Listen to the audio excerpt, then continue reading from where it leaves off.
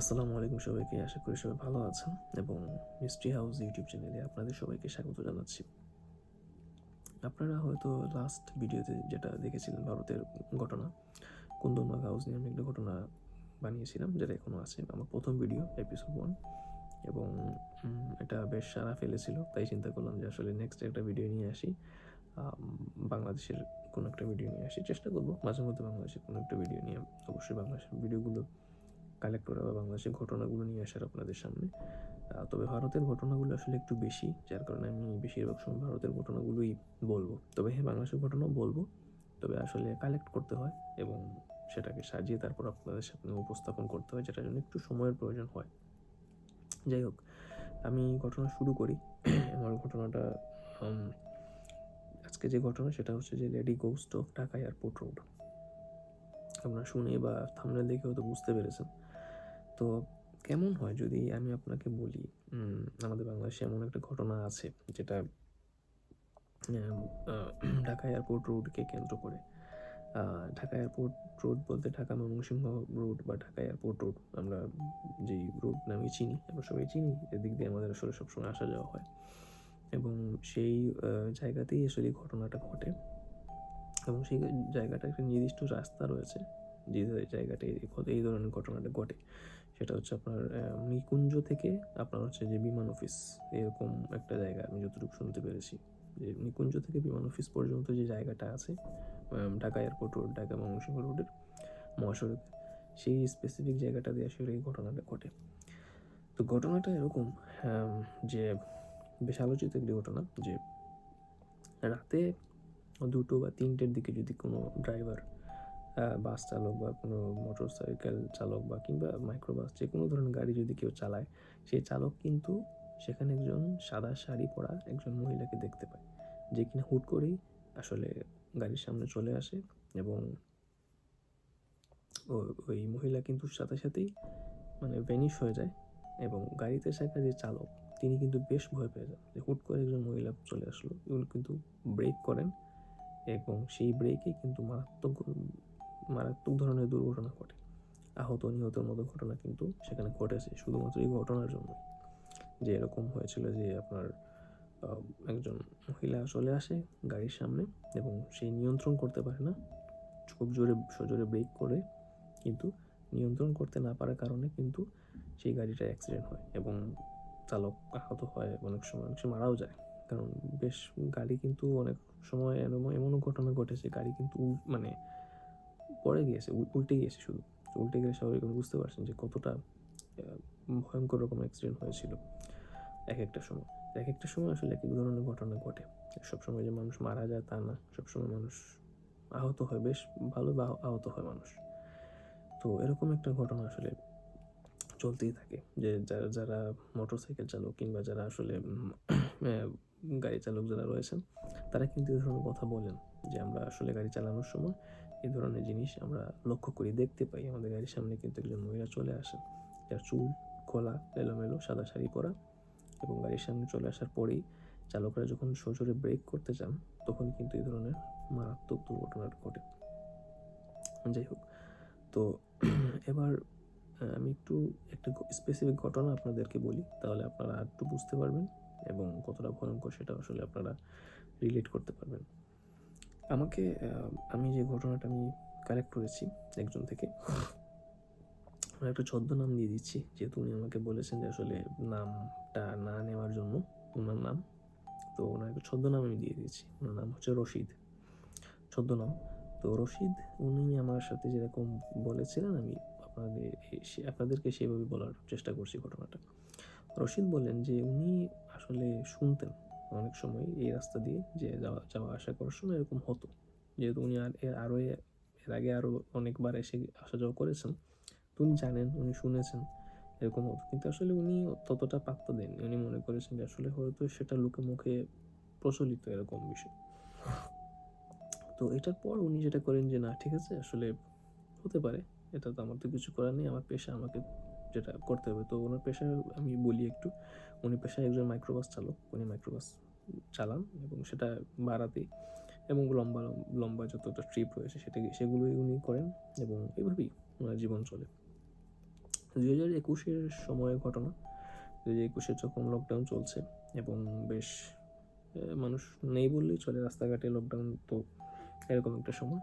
তো তখন উনি কোনো একটা জায়গার নাম বলেছিলেন আমাকে, নারায়ণগঞ্জের দিকে মেবি কোনো একটা জায়গায়। উনি একটা বড় সপরিবারের একটা ভাড়া করে উনি নিয়ে গিয়েছিলেন সপরিবারের যাতায়াতের জন্য। নিয়ে তিনি আসার জন্য ব্যাক করছিলেন। তো ব্যাক করার সময় উনি ঢাকা ময়মনসিংহ রোড হয়ে আসছিলেন।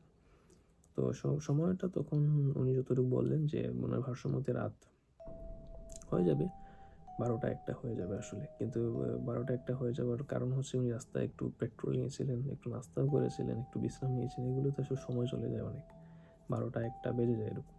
তো ওই রাস্তা দিয়ে কিন্তু উনি আসছিলেন। তো বেশ চোখ লেগে যাচ্ছিল এরকম অবস্থা। বাট তারপরে উনি বেশ ভালোভাবেই ড্রাইভিং করছিলেন এবং বেশ ভালো স্পিডেও কিন্তু গাড়ি চালাচ্ছিলেন, কারণ রাতের সময় কেউ কিন্তু রাস্তায় ছিল না।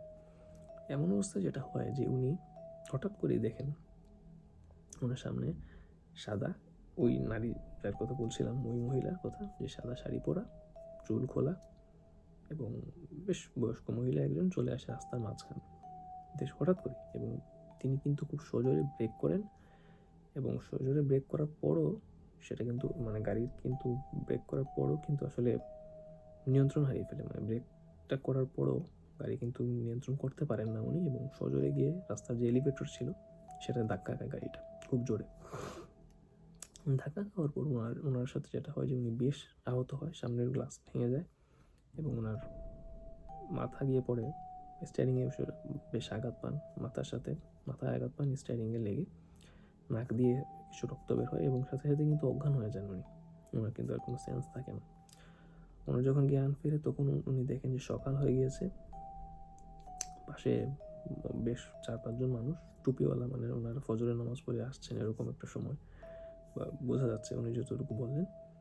এবং গাড়ির ভিতরে তিনি অবস্থান করছেন তখন। বাট ওনাকে পানি দিয়ে তারপর স্বাভাবিক করা হয়েছিল। তারপর উনি যেটা বললেন সবাইকে যে আসলে আমি এরকম একটা ঘটনার সম্মুখীন হয়েছিলাম রাত্রে যখন আমি আসছিলাম, রাতে 1টা বাজে বা 12:30 এরকম, 12:30-1টা বাজে আমি যখন আসছিলাম তখন দেখলাম যে এরকম ঘটনা। তো এটার পর উনি বেশ ভয় পেয়ে যান এবং উনি সেন্সলেস অবস্থাতেই ছিলেন। তারপর স্বাভাবিক হন, নাক দিয়ে রক্ত আসে ওনার। তারপর আস্তে আস্তে যখন উনি স্বাভাবিক হতে থাকেন, স্বাভাবিক হওয়ার পর যখন এলাকার সবাই ওনাকে জিজ্ঞেস করে তখন উনি সব কিছু খুলে বলেন। তারপর এলাকাবাসী কিন্তু ওনাকে সব বলে খুলে যে আসলে আপনি এই সময় এই রাতে বেলায় এরকম আসাটা আপনার ঠিক হয়নি, কারণ আপনি যেহেতু জানেন বিষয়টা তাহলে অবশ্যই আপনার না আসাটা উচিত ছিল। কিন্তু আপনি কেন এখানে এসেছেন বা এইভাবে আসলেন, আসলে এটা জেনে শুনে একটা কাজ না করাটাই ভালো, এরকমই এলাকাবাসী ওনাকে বোঝাচ্ছিল। তো উনি বললেন যে আমি তো আসলে মনে করেছিলাম সেটা হয়তো লোকে মুখে কথা, কিন্তু সেটা যে আসলে বাস্তবে বা সত্যি সত্যি যে হয় সেটা আজ উনি নিজে জলজন্ত প্রমাণ কিন্তু পেয়ে গেলেন। যাই হোক, তারপর উনি বেশ ভালো রকমই ইনজুর্ড ছিলেন, সুস্থ হলেন।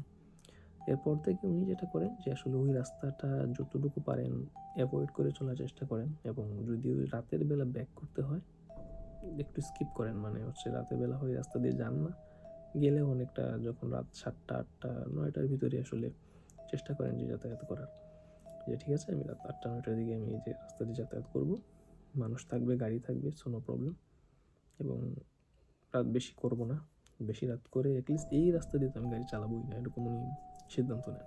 তারপর তো ওই রাস্তাটা বেশিরভাগ সময় উনি অ্যাভয়েড করেই চলেন, এবং যদি ওই রাস্তা যেতে হয় দিনের বেলা যান, ব্যাক করতে হলে উনি চেষ্টা করেন 7টা 8টার দিকে রাতে কীভাবে ফেরা যায়, মানুষ যখন থাকবে তখন।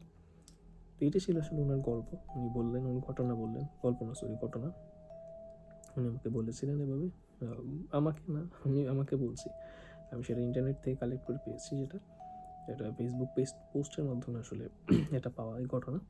এবং উনি কিন্তু ঘটনার আগেই লিখে দিয়েছিলেন নাম এবং ওনার পরিচয় সব কিছু গোপন রাখার জন্য, যার জন্য আমি ছদ্মনাম ব্যবহার করলাম, রশিদ। তো ওনার সাথে এই ধরনের ঘটনাটা ঘটেছিল। যাই হোক, এই ঘটনার পর এই ঘটনাটা 2021 সালের ঘটনা, এটার পর আসলে এইরকমই ছিল, আর বেশ কয়েকজন মানুষের সাথে এরকম ঘটনা ঘটেছে। এখন আসলে চলে আসি আসলে কেন এরকম জিনিসটা হচ্ছে বা হচ্ছিল বা এখন হচ্ছে, বা এটা কেন হয়।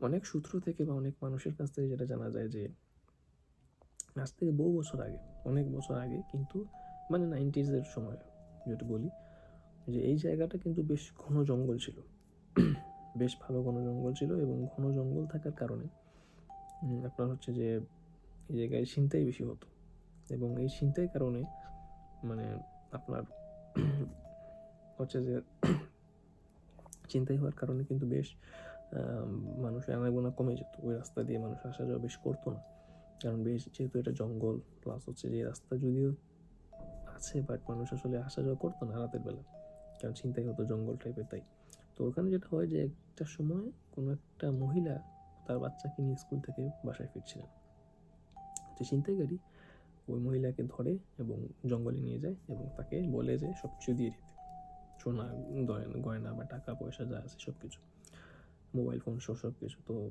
মহিলা মেবি মানা করে এবং সাথে সাথে কিন্তু তারা ওই মহিলাকে এবং প্লাস ওর বাচ্চাকে মেরে ফেলে। এই ঘটনাটা 1980-90 সময়ে হওয়ার কারণে আসলে অতটা পাবলিকলি আসেনি, টিভি চ্যানেল, নিউজ, পত্রিকায় কোনো কিছু দিয়ে উঠে আসেনি, যার ফলে আসলে ঘটনাটা এভাবে ধামাচাপা থেকে যায়। তো এটার পর আসলে মোটামুটি বেশ মানে এটার পর থেকেই আসলে হয়তো মানে অনেক পরে যখন মহাসড়ক হয়ে যায় তারপর থেকে আসলে এই ধরনের ঘটনা শুরু হয়। তো মানুষের মানে হয়তো মানুষের যেটা বলা বা কথা যেটা সেটা হচ্ছে যে হয়তো ওই মহিলা তার বাচ্চার প্রতিশোধ নেওয়ার জন্য আসলে এরকম করে, বা সে চায় যে কেন তার বাচ্চাকে হত্যা করা হয়েছিল সেটা হয়তো প্রতিশোধ নেওয়ার জন্য, মানে এই একটা জিনিস হতে পারে মানুষ বলে। আরেকটা যেটা সেটা হচ্ছে এই ঘটনার সাথে অনেকটা রিলেটেড হয়ে যায়, যে 90% মিলে যায়। যেমন এখানে একটা সড়ক দুর্ঘটনা হয়েছিল, সড়ক দুর্ঘটনায় আপনার মা বাচ্চা দুজনে কিন্তু মারা যায়। দুজনে মারা যাওয়ার ফলে যেটা হয় যে মারা যাওয়ার পরে যেটা হয় যে বেশ অনেক সময় অনেক ধরনের অদ্ভুত ঘটনা ঘটাতে দেখা যায়, যে এই মহিলার তো বা মহিলার আত্মা যদি বলি বা স্পিরিট বলি যাই বলি, এভাবে কিন্তু ঘটনাটা ঘটিয়ে থাকে।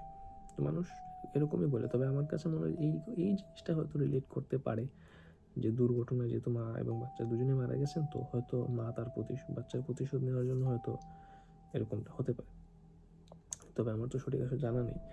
তবে আরেকটা যেটা যে ছিনতাইকারীর কবলে পড়ে যেটা মা বাচ্চা দুজনকে যে মেরে ফেলা হয়েছিল, ছিনতাইকারীর কবলে পড়ে তাদের প্রাণ হারায়। তো আসলে এক এক সময় এক এক ঘটনা মানুষের কাছ থেকে পাওয়া যায়, তো আসলে সঠিক কোনটা বা কোনটার সাথে কোনটা মিল রয়েছে সেটা আসলে পরিষ্কারভাবে জানা যায়নি।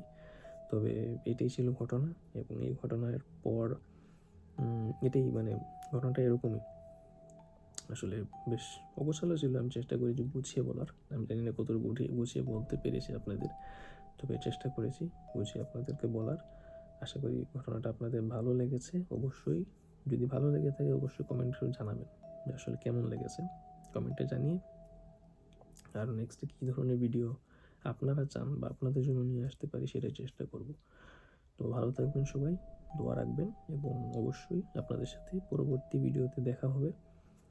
আর অবশ্যই বলবো যে এই রাস্তাগুলো বা এই রাস্তাটা স্পেশালি নিকুঞ্জ থেকে বিমান অফিস যে রাস্তাটা, এই রাস্তাটা আসলে রাতের বেলা, স্পেশালি দিনের বেলা যাতায়াত করুন কোনো অসুবিধা নেই, বাট গভীর রাত বা রাতের বেলা আসলে অ্যাভয়েড করে চলাটাই ভালো, কারণ বলা যায় না যে আপনার সাথেও এরকমটা হয়ে যেতেও পারে।